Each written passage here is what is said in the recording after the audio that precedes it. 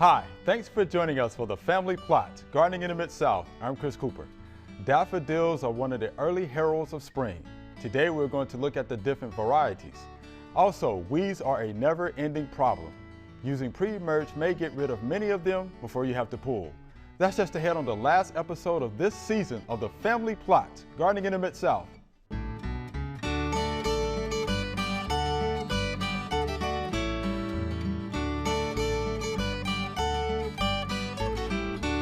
Welcome to the Family Plot. I'm Chris Cooper. Joining me today is Joellen Dobbin. Ms. Joellen is the Director of Landscape at the University of Memphis, and Mr. D is here.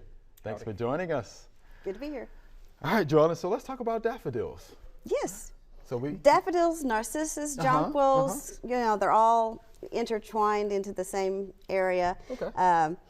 But you get your most for your money when you buy a daffodil around here, especially here in the Mid-South, because they do well. They do very well. And you know, one of the reasons, nothing eats them. You know, they are poisonous, and that's probably why they come back so reliably, because they're deer resistant, voles don't eat them, so you know, they're poisonous, so nothing eats them. That's good. So that's probably why they are the most reliable in this area. Now, it's good to plant them this time of year. The fall is the best time to plant spring blooming flowers. Okay. And daffodils are part of that. And you're going to say, well, there's all different kinds, and we're going to go over that as briefly as we can. Okay. But the depth of how you plant them, you got to think the size of the bulbs. And you want to at least plant them twice the depth that the bulb is. Twice? Yeah. Okay. So if the bulb is 3 inches tall, you want to plant it 6 inches deep. Gotcha. If the bulb is only 2 inches tall, then you only can plant it 4 inches deep. So I mean, it just depends on the size of the daffodil bulb that you have. Okay, and this is at the bottom of the hole, right? Bottom of the hole. Gotcha. Okay.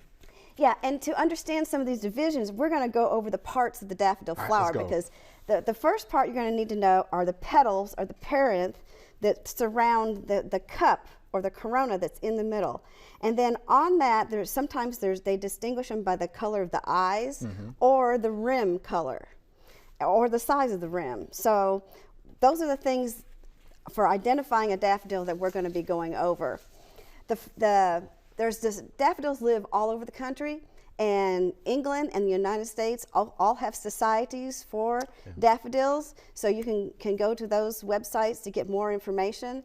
But the American Daffodil Society recognizes 13 different divisions of daffodils. Okay.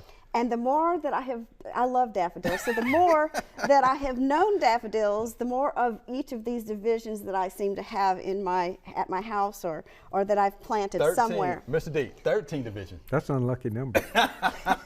We need to come up with another one.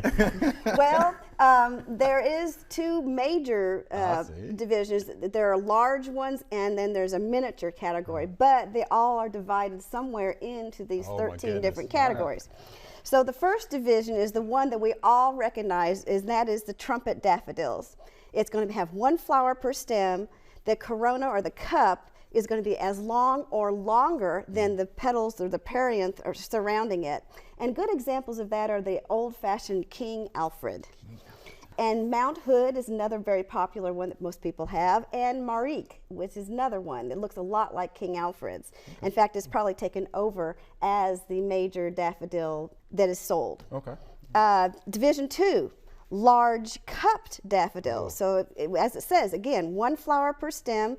The corona, or the cup, is more than a third, but less than equal to the length of the petals. Wow. So examples of that are Ice Follies, Ferris Wheel, and Chromacolor. Wow. And I have Chromacolor, that's mine. I have some Ice Follies. Then there's the third division are the small cupped daffodils. And that, as it says, the cup is smaller. Oh, okay. But there's, again, only one flower per stem, and the cup is not more than a third of the length of the petals. Wow. And examples of that are Barrett Browning and Dreamlight. Now, Division 4 is the double daffodils, and these people love these. They don't typically look like a normal daffodil because they have one or more flowers per stem, and they have the doubling of the perianth and or the corona.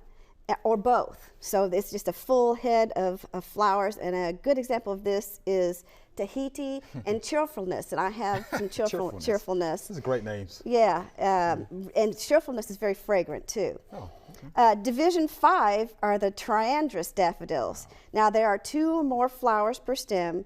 The parent segments are reflexed, which means they kind of point backwards, and examples of those are Moonlight Sensation and Thalia. Thalia is one of the, it blooms really late, and it's white and it's beautiful, and it really does extend your daffodil season. So that's a favorite, one of the favorite ones of mine. Division 6 are the Cyclamineus daffodils. I get 1 flower per stem.